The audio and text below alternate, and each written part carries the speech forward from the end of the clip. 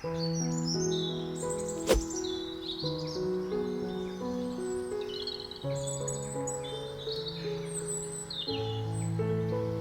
dreamt of a garden that feels like a fairy tale and actually helps bees and butterflies thrive?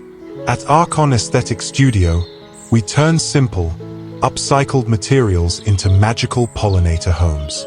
In this video, you'll find real, doable ideas anyone can try, no matter where you are. Timestamps are below. Create with what you have. Make it yours. Maybe I'm just a face on your screen, but behind this video is a story and a family. Every like, comment, and subscribe truly keeps this dream alive. Thank you for seeing us.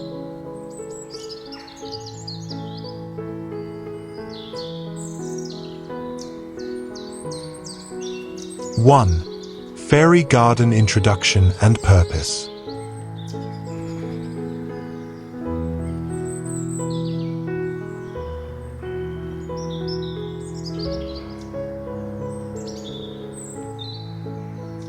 Somewhere between the hum of a bee and the flutter of a butterfly's wing lies a garden you can build with your own two hands. Not with perfection, but with heart. Here, tucked under the shade of an old tree, wildflowers bloom beside vintage teacups. Tiny paths of moss weave gently between stone steps, inviting you to follow them into a world both made and imagined. Each item in this fairy garden whispers a second life. An old cup once forgotten, now blooming with lavender. A broken clay pot, transformed into a cozy bee home. Twigs and vines become arches where butterflies rest without fear. Nothing is wasted. Nothing is rushed. Everything feels right. In this gentle space, magic isn't bought. It's built. A small wooden bridge leads you through this wonderland, past mushroom houses painted in joy, not precision. Bees buzz lazily in the summer warmth, drinking from shallow pebble-filled saucers. Light dances through the glass lanterns, soft and natural, as if even the sun has paused to admire your work. And it can be your work. That's the secret here. This isn't a fantasy you scroll past.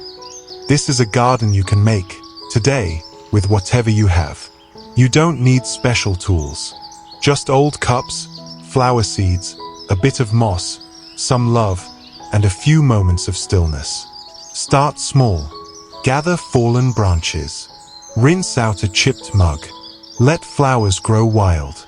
Invite pollinators with peace, not pesticides. Let your garden grow in layers. Color, scent, intention, and let it welcome others, not just bees and butterflies, but neighbors, children, strangers who pass by and wonder how such a simple place can feel so full. Because gardens like this, they don't just grow flowers, they grow connection.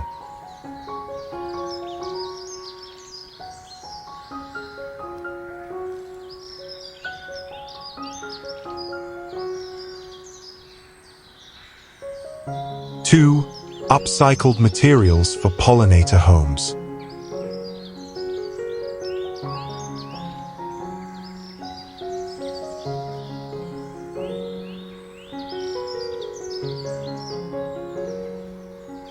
Sometimes, beauty begins with what we choose not to throw away. In the heart of a blooming summer garden, everyday objects have been quietly transformed into something both practical and poetic. A rusted funnel, forgotten on a shelf, becomes a tunnel of shelter for buzzing bees. Old wooden crates, weathered and stained by time, turn into tiny condos of life, filled with drilled logs and hollow twigs, each inviting pollinators to nest, to pause, to breathe. There is no perfection here, only intention. Look closely. The bright yellow tin cans swinging gently from a branch are no longer just containers. They've become bee hotels, painted by hand, hung with care, buzzing softly with movement. Next to them, vintage teacups offer nectar like tiny fairy chalices. Butterflies land without hesitation, as if drawn not just by the flowers, but by the soul of the place. And then, at your feet, terracotta pots lie upside down, their openings turned into cozy butterfly shelters. Moss wraps their edges like a warm blanket. Pebbles, small and smooth, are placed not by chance, but with quiet purpose, to welcome, to protect, to soften the ground for the winged visitors that rest there. This isn't just gardening. It's storytelling in soil and color. It's a silent rebellion against waste. It's art that lives and breathes and buzzes. And you can make it. That jar collecting dust in your kitchen? It could hold twigs tomorrow. The teacup with a crack in the side? A perfect nectar station. The rusted can you nearly tossed? Give it holes, give it purpose. Watch it house a life.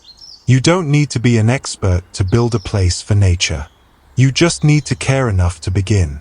In a world that moves too fast, this kind of creation asks you to slow down, to listen, to wonder, to take pride in something made not for show, but for life itself. And that, perhaps, is the most beautiful thing of all.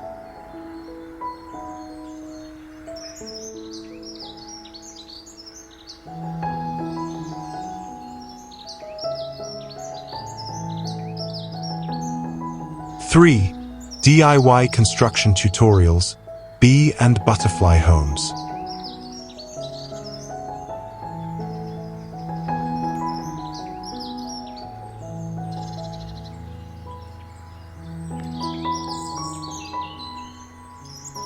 There's something deeply grounding about using your hands, gathering twigs, tying twine, placing bamboo tubes one by one into a tiny wooden box. No rush, no pressure, just the slow rhythm of creating something meant to be lived in. In a world of fast clicks and filtered feeds, these moments of quiet, tactile effort feel like a return to something we've forgotten, and perhaps something we've always needed. In this sun-warmed backyard, surrounded by daisies and scattered tools, you don't need perfection. You need presence. A butterfly house painted in soft pastels rests beside your hands. Each brushstroke carries your mood, your vision, your care. The flowers you paint on it don't need to match a picture. They only need to feel like they belong. And they will.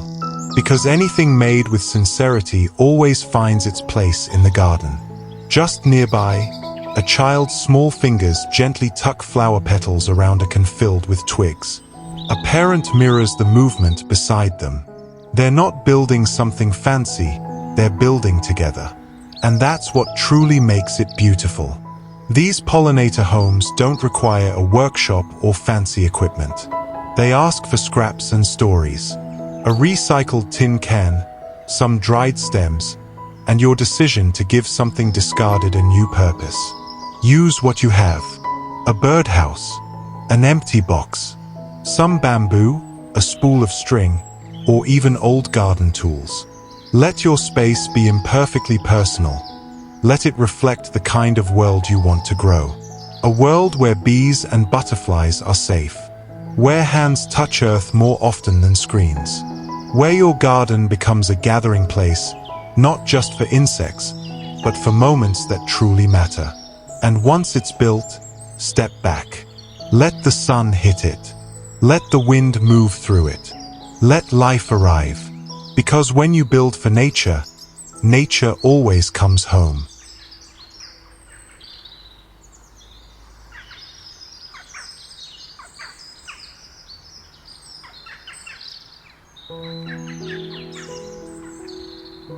Four, decorating tips with natural elements.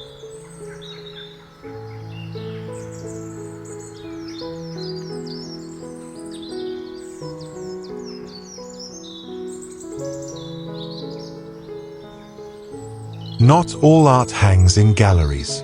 Sometimes it rests beneath lavender sprigs, tucked into corners where bees hum softly and the breeze carries the scent of moss and earth. In this little world, nature is not only a home, it's the decoration. River stones become stepping stones for fairies, their rounded edges softened by time. Tiny pine cones cradle the base of a bee's resting place. Lavender stands like sentinels, adding color and calm to every corner they grace. You don't need glitter to make something glow. A hanging shelter sways gently from a tree limb, strung with faded flower garlands and delicate feathers. No plastic, no polish, just bark, twine, and love. The sunlight filters through green leaves, dappling its surface with gold. You can almost hear it whisper, "Welcome, you belong here." And look to the ground, where shells and pebbles spiral into a path leading to a tiny fairy lodge. Around it, small ceramic figures sit as if in silent story. They don't speak, but their presence says everything. This space has been touched by care, not convenience. Every petal scattered, every stone placed, every feather tied, each is a choice, an offering. And the beauty of it? Anyone can do this, with what's already around you. A bit of moss from the shaded side of a stone. A feather caught on the garden fence. Petals fallen from yesterday's bloom. These things, often overlooked, are the very soul of a fairy garden. They speak not in noise, but in atmosphere. They invite not performance, but presence. And as you decorate these tiny insect homes, you're not just crafting beauty. You're building trust for the creatures who arrive quietly, asking for nothing more than shelter and peace. In return, they fill your garden with life, with flutter, with hum, with reminders that even in the smallest corners, joy can thrive.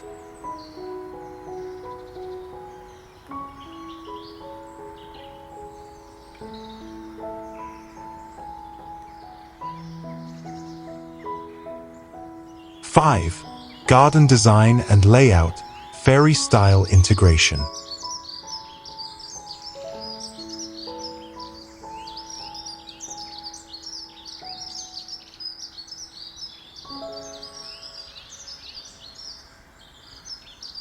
Every corner of a garden holds the potential to become a story. And when you let go of symmetry, of perfection, and begin to design with heart instead of rules, you arrive somewhere far more meaningful. In this garden, the paths are not straight. They wander, like thoughts in daydreams. Pebbles form winding trails, crossing over little wooden bridges that lead not just across, but into something, a space where imagination and nature meet. Look closer. Mushroom houses peek out from clusters of flowers, their roofs curved and hand-painted with gentle hands. They may not hold fairies, at least not the kind you see, but bees and butterflies seem to believe. And perhaps that's all the proof we need. There's a sign that reads Fairy Cafe, nestled beside a teacup bursting with blooms. Nearby, another says Bee Stop, offering a reminder that design isn't just visual.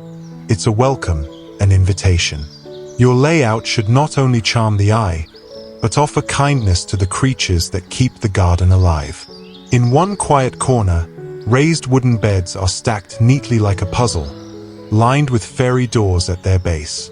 Climbing vines stretch upward, gently claiming the wooden fence with green ambition. It's clever, it's intentional, but most of all, it feels loved. And that's the secret. A fairy garden doesn't need to be small. It just needs to feel like it's listening to the seasons, to the light, to the pollinators that pass through without words. Use what you have. A narrow yard, a sunny patio, a forgotten space in the corner of your garden. Let it grow slowly. Let it grow with story. Because the best designed gardens aren't just planned. They are felt. And somewhere along the winding paths you've created, you'll find that you've not only made a sanctuary for bees and butterflies, but one for yourself, too.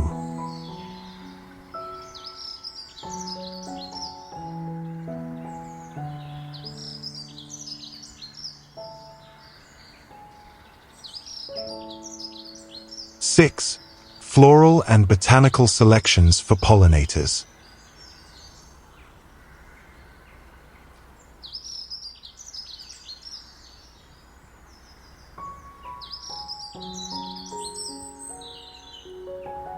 In the quiet blush of summer, there's a place where color hums in the breeze, where bees sing between lavender stems and butterflies rest like whispered dreams upon petals. It isn't a grand garden by scale, but it holds magic that feels vast. At first glance, it's wild. But take a slower look. You'll find structure in nature's chaos. Each bloom, each leaf, each tiny handmade sign pointing to a world unseen. Butterfly cafe, bee buffet, fairy bread. These aren't just playful names. They're gentle invitations for pollinators and for us to return to simplicity. Clusters of black-eyed Susans rise confidently from the soil like cheerful guardians. Lavender stretches tall and fragrant, its purple hue calling both bees and calm. Nearby, soft pink cosmos and violet salvia cradle the warm light of morning like open palms. And there, tucked in between, a tiny bee hotel, crafted with care, nestled like a secret gift among petals and sun. What's most inspiring is that this garden isn't just for show. Every flower was chosen with purpose. From native milkweed to snapdragons in bloom, this living palette supports the heartbeat of nature itself, pollinators. And you can do it too. You don't need acres. Start with a window box, a teacup planter, or a reclaimed patch of lawn. Choose plants that bloom in succession, from spring to fall, so bees and butterflies always have a reason to visit. Use untreated wood or even scrap material to build small insect hotels. Let your children, or your inner child, make signs. Handwritten, imperfect, but full of heart. Fairy gardens aren't fantasy. They are permission. Permission to play, to nurture, to notice the tiny lives that depend on us. And in return, they gift us wonder. If this story touched you, feel free to explore the timestamps or leave a thought in the comments below. You can always bring this kind of beauty to your own backyard with creativity and care, no matter where in the world you are. And if this video sparked a dream, please consider subscribing. Not to follow, but to build this story together. As always, maybe to you, I'm just another face on a screen. But behind this content, there's a real story and a real family. This isn't just a video. It's a piece of my heart. Every like, every comment, every subscribe, it truly matters. You're helping a dream stay alive. You're giving a small family hope, one click at a time. Thank you for seeing me, and thank you, truly, for being here.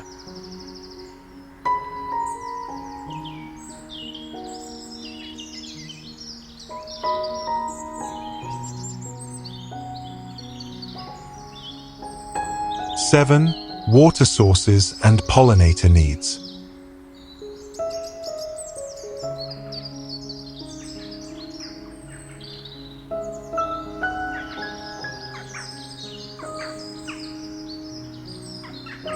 In the quiet folds of a summer garden, even the smallest gesture can become an act of kindness. Imagine a warm afternoon breeze, the soft rustle of mint leaves, and bees gently landing on smooth river stones to sip water, not from some grand fountain, but from a simple terracotta dish nestled among cheerful daisies. This is the essence of a pollinator-friendly garden, thoughtful, humble, and full of quiet joy. In one corner, a shallow bowl glimmers like glass under the sun. Floating petals drift in lazy circles, while butterflies pause, wings trembling like whispers, to take a drink. The stones inside are more than decoration. They are lifelines, giving our winged guests a safe place to land. No filters, just care, clarity, and intention. You don't need to buy anything new to recreate this beauty. Repurpose what you have, an old teacup, a chipped plate, a bowl that's lost its set. Add pebbles, pour fresh water, and let nature discover it. Nearby, a vintage saucer becomes a puddling station, filled with sand and salt, offering vital minerals to butterflies. They flutter in for just a moment, as if saying thank you before dancing back into the blooms. These aren't just decorations.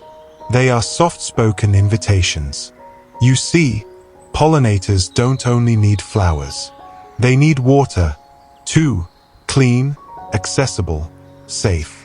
A garden becomes truly alive when it cares not just for the eye, but for the tiny lives fluttering through it. And if you feel the world spinning too fast, sit beside one of these stations. Watch, breathe. Notice how the bees and butterflies pause, and how their stillness pulls you into the present. This is the magic of a fairy garden, not fantasy, but a deeply real, quiet act of hope. You can create this. You probably already have everything you need. And in doing so, you won't just be building a garden. You'll be building a sanctuary for them, and maybe for yourself too.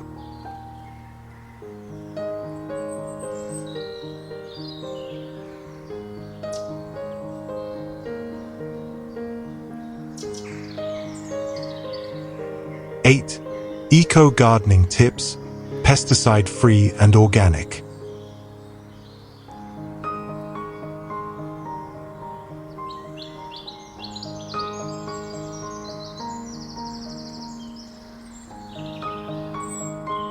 Sometimes, magic doesn't come from fairy wands, but from a garden left to grow honestly and kindly.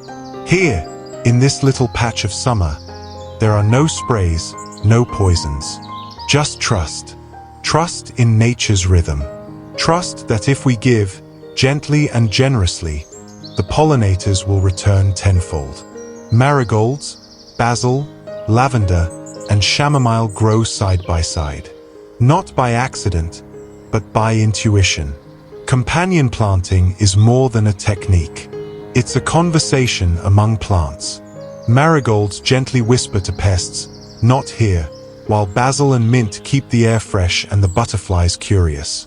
Just below, the soil thrives with compost, crumbled eggshells, banana peel, fallen petals. Once discarded, now sacred. Each handful rich with stories of past meals and future blooms. It's not messy, it's alive. And tucked quietly in the corner, a glass jar filled with fruit scraps becomes a clever little trap. Not for bees, not for butterflies, but for the pests who overstay their welcome. No harsh chemicals, just a mindful nudge to say, this garden belongs to gentler guests. Even the fairies agree. Their signs remind us, no sprays here and fairies love organic. It's a garden that pulses softly with color and kindness. No tricks, just good choices. If you've ever doubted your ability to grow something meaningful, start here, with what you already have. Scraps, seeds, soft words to your flowers, and the patience to listen. The bees will come, so will the butterflies. And maybe, if you're lucky, the fairies too.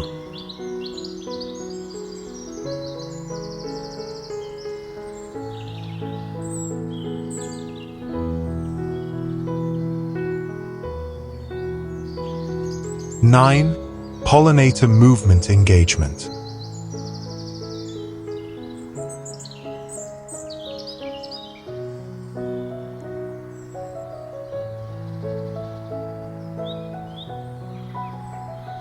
The air is warm with joy and laughter.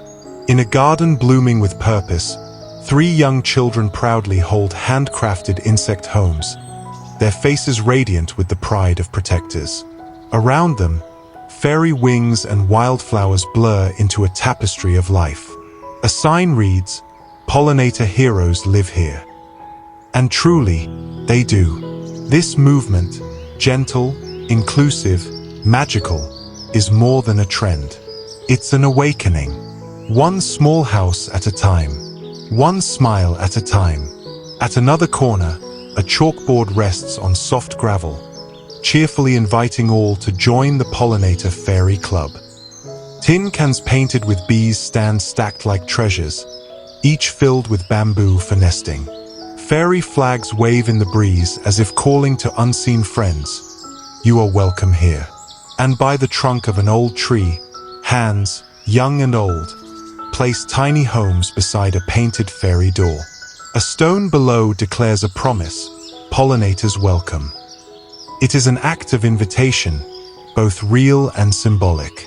These simple DIY projects, made with joy and repurposed wonder, can spark a movement in any backyard, schoolyard, or city balcony. With craft and care, we build not just shelters, but stories. We invite nature back home, because when we build with kindness, magic finds a way to stay.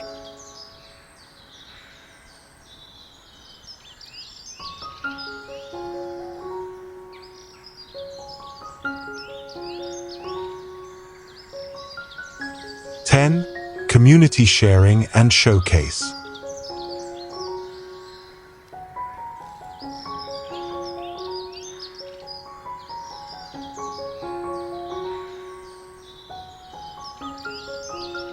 In a sunlit corner of a backyard, magic quietly unfolds, not through spells or wands, but in the hands of neighbors, friends, and children who have learned that fairies and pollinators often dance in the same spaces. Welcome to a summer celebration of wonder and purpose, the Fairy Garden Exchange, where upcycled dreams bloom and bees hum lullabies to moss and flowers. Look closely at the smiling child holding a teacup transformed into a butterfly home. A simple ceramic mug, once forgotten in the back of a cabinet, is now alive with painted vines, a fairy door, and a delicate blue butterfly resting gently upon it. It sits atop a saucer blanketed in soft moss, tiny purple blooms peeking from the edges. Behind her, a winding path of stone and light leads deeper into the world of imagination, where every corner holds a story whispered by wind and wings. It's a reminder that beauty begins in small hands, with a sprinkle of creativity and a heart open to nature. In another scene, the community comes together at a rustic wooden table beneath the soft gold of the late afternoon sun. A sign, hand-painted and imperfect, reads Fairy Garden Exchange. It stands not as a market stall, but as an invitation. Give something, take something, and grow joy together. On display are painted pebbles with cheerful patterns, tiny bee hotels made from old cans and bamboo, and jars filled with wildflower seeds, gifts not just for each other, but for the earth itself. There's no transaction here, only connection. Then, like a quilt stitched from shared memories, a grid of gardens appears. Each photo is a world unto itself, some neat and careful, others wildly whimsical. Labels tell heartfelt tales, made with my daughter, our first bee hostel, with Sloan, upwind water. These captions, though simple, carry the intimacy of real moments, of soil under fingernails, of laughter and glue, of learning that saving the bees can start with painting a fairy wing on a rock. This movement is not about perfection, it is about participation. You don't need a green thumb, just a kind one. Repurpose what you have, old jars, teacups, pieces of wood. Plant wildflowers, build with your children, paint rocks with a message. Invite your neighbors. Share your tiny homes, your seed jars, your hopes. Let the magic ripple outward. And as fireflies begin to blink in the twilight and the petals fold in for the night, these gardens remain. Not static displays, but living promises. Of care, of joy, of quiet resistance against the loss of wonder and the decline of our pollinators. So go ahead, start your own fairy garden story. And when you're ready, share it. Because someone, somewhere, is waiting to be inspired by your tiny house beneath the leaves.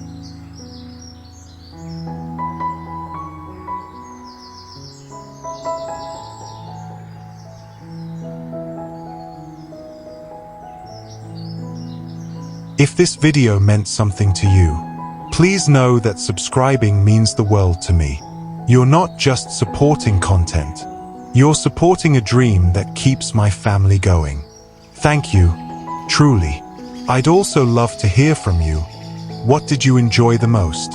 Is there anything I could do better to keep inspiring or simply entertaining you?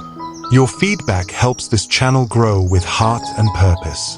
Let me know in the comments. I read every one.